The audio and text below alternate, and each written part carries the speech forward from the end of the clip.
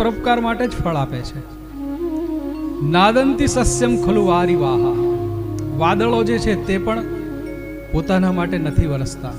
પરોપકારાય સતામ વિભૂતયા, તો પરોપકાર માટે જ આ બધી વિભૂતિઓ હોય છે.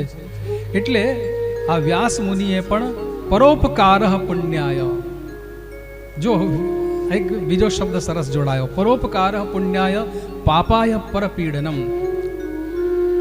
એટલે 18 પુરાણોમાં એમનું એક જ બે જ વાક્યો મુખ્ય છે. અષ્ટાદશ પુરાણેષુ વ્યાસસ્ય વચનદ્વયમ પરોપકારઃ પુણ્યાય પાપાય પરપીડનમ. બીજાને પીડા આપવી હોય એનું નામ પાપ છે.